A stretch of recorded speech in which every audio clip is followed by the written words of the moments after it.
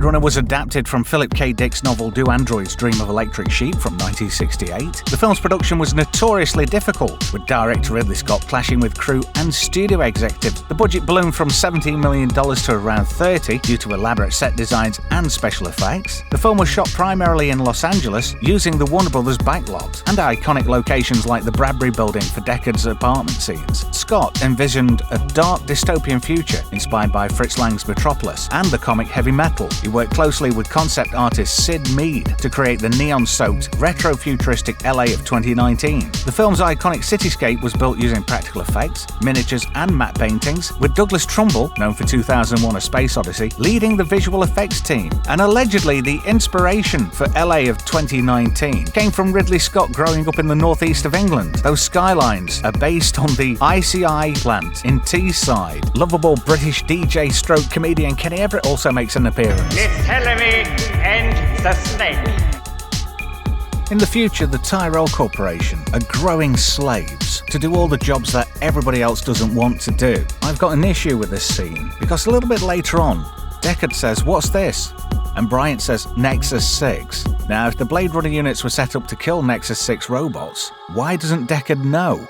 Hope you've got some pop, I've got some crisps, or some beef jerky. Do you like beef jerky? Yeah, it's pretty cool. This is a brilliant way to open a movie that's set in this noir dystopia. It looks like a chemical plant, doesn't it? You've got the flames rising up and, adding to that pollution and that dirtiness and grime of 2019 LA. This is the Tyrell Corporation's headquarters, and look at that, great set building. There's a spinner, we'll talk more about those soon. And then you've got this ominous eye looking out over LA, and it turns out it's actually the last remaining Blade Runner, Holden. And he's doing some tests with a void conf machine that's designed to elicit a response from a replicant that a replicant can't handle, and therefore it eventually trips out, revealing itself as a replicant, which doesn't work out well for Holden. Downtown LA of 2019, there's a spinner. Oh, they are great devices, I want one.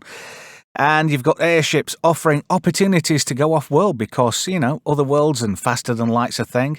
This is Rick Deckard, played by Harrison Ford, trying to enjoy a nice meal.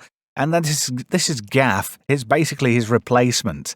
And he's being summoned to go and see Bryant. "You're a very dangerous man, he say you're Blade Runner." So we get to take a ride in a spinner, because Deckard's been summoned to meet his former boss, Bryant. And there's Gaff at the controls. A lot of the graphics were reused from Alien, if you look very carefully. If you're a nerd, it's a if you know, you know situation. Now this is Bryant, Deckard's former boss. He wants him back on a job. Now the job is, there's some replicants that have made their way back to Earth in a quest to gain more life from their creator. This is Roy Batty. So Deckard heads off to the Tyrell Corporation to try a void conf test. Essentially, Tyrell's pet replicant, called Rachel, played by Sean Young. This was a breakout role. And this is Eldon Tyrell, head of the Tyrell Corporation, bizarrely enough. Reviewing Holden's interview with Leon Kowalski, Deckard discovers an address where he can begin his investigation. This hotel, where the replicants have been hiding out at. Upon investigation, Deckard finds this: a scale and some photographs. Roy and Leon decide to pay Chew a visit. He makes eyes for the Tyrell Corporation. Now they're looking for a way to meet up with Eldon Tyrell because they want more life. Chew, he cacks it, and he rolls over and he gives them a name of J.F. Sebastian. That's James Hong, by the way, who later went on to play Lopan in Big Trouble in Little China. Deckard heads back home for a bit of a break. Deckard heads back home during his investigation to have a bit of a break, where he discovers an unannounced surprise visitor waiting for him. Pleasure model Priss just happens to be conveniently hiding outside J.F. Sebastian's house. Almost like this is a bit of a setup. These refugee replicants are trying to meet their maker quite literally. So Priss gives J.F. Sebastian a bit of a sob story, and J.F.'s pussy whipped in 3 seconds flat, while Deckard's doing a bit of recuperation. He uses an Esper machine. The Esper photo analysis machine Deckard uses to zoom into images with was inspired by real 1980s technology, but obviously exaggerated for effect. It's now seen as a precursor to modern image enhancing software and even AI-driven analysis. This scene has often been used in other pop culture mediums. Enhance. Enhance. Enhance. Just print the damn thing! Deckard begins another investigation to find out exactly what that scale came from. Now, this sweet old lady here tells her it's from a snake, and she scans in with an electron microscope, and it's got a product number on, which actually, it's got the wrong number in the dialogue, which they later changed in the director's cut. So this leads Deckard to the Egyptian, who says, oh, yeah, I made this, oh, do you want to buy one? And Deckard's like, no, but it leads him to Taffy Lewis. Now, Taffy owns a bar in downtown LA, but he's like a typical sleazy business owner, like, yeah, sure, whatever, pal. Give the officer a drink, he looks dry. You know, really exaggerated, over the top. This leads him to Zora. Now, earlier in the film, there's a breakdown of the replicants, and she's a combat model. Bryant says, talk about Beauty and the Beast. So Zora, obviously, she's got good instincts. She knows Deckard's sniffing around for information. So she loses her shit, basically, and starts killing Deckard. But she gets interrupted and lets him go. So obviously, he's a Blade Runner, he's after her. And she starts running through like a department store. But Deckard, being a Blade Runner, he doesn't care. He just starts blasting away with murder in his eyes. And that's it. Zora, she's toast. But now he's attracted the attention of Leon, who earlier in the film aerated Holden. He's okay, as long as nobody unplugs him, apparently. You can look for that outtake. It's on YouTube. And ask him, how old am I? Replicants only live for 4 years. Rachel turns up, just in the nick of time, shoots Leon, and then Deckard heads back to his place with Rachel. Now, this really cool lighting effect was done by holding a mirror at 45 degrees to the subject's eyes to reflect light directly into the back of the retinas to get that look. All replicants have that feature. Now, I want you to look at this next slide very carefully.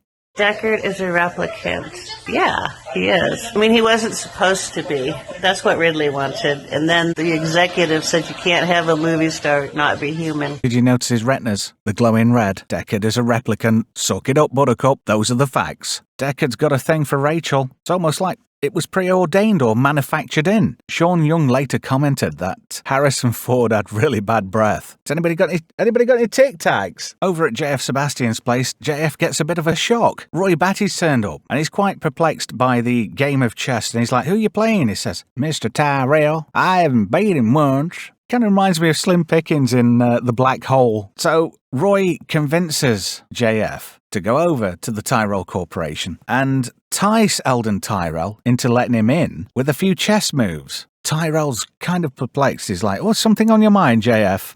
So this leads to Roy coming face to face with his maker, Eldon Tyrell. It doesn't end well. Roy wants more life. It's almost as if Roy was a product and he became sentient, and then he realized he wanted more. But he wasn't given that opportunity. So when he realizes he's not going to get anywhere, he kills Tyrell, and poor old JF Sebastian too. The worst part is, JF didn't even get laid. I mean, Priss is a pleasure model after all. She'll do anybody. But she wouldn't do JF Sebastian. With JF Sebastian's information being put out over the police radio, Deckard goes to JF's apartment, and after doing a bit of snooping around, he notices that JF's got all these little toys and things that he's manufactured around him just to keep him company, because he had a genetic disease, like a progeria type of thing, which made him age too quick. He was only 25, so he ended up a bit of a Billy No-Mate. So Priss is hiding in plain sight, and then when she gets the opportunity, she attacks Deckard, but, you know, it's not going to end well. Somebody's not going to be walking away from this little encounter, are they? Priss takes a running jump in quite a gymnastic fashion, where Deckard gets the opportunity to finally retire her,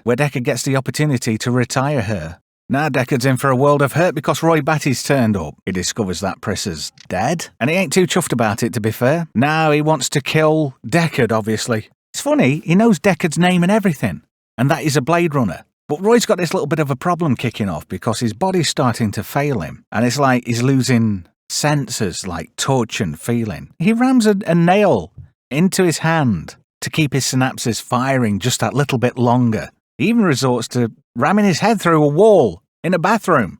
As you do, with 2 broken fingers, trying to free climb 2 buildings is going to be a hell of a painful thing to do. Roy is completely bemused and fascinated and in sheer wonderment. But Deckard desperately tries to get away from Roy. It's a do-or-die situation, but he manages to drag himself onto the roof of that building. Unfortunately, Roy pips him at the post, and I'm sure you could hear Deckard just crapping his pants. Deckard makes a leap for his life, misjudges it completely, and kind of ends up hanging off for a girder. Roy is just savouring that moment because he knows his time's running out. And Roy delivers one of the most memorable dialogues in sci-fi history. Mentions the Tannhauser Gate, which comes up in another film, Soldier, starring Kurt Russell. So after Roy dies, Gaff comes out of nowhere. "You've done a man's job, sir. Too bad she won't live, but then again, who does?"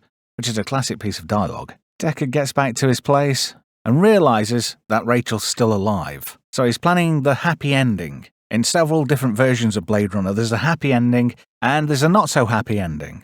Gaff leaves behind one of his little origami figures, but this time one of a unicorn.